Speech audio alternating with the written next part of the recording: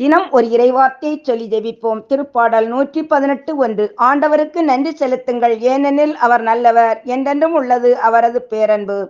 ஆண்டவரே இயேசுவே, இன்றைய நாளில் பகல் முழுவதும் ஆசீர்வதித்து பாதுகாத்தீர். எங்கள் இதயத்தின் ஆழத்திலிருந்து நன்றி சொல்லி துதிக்கிறோம் அப்பா.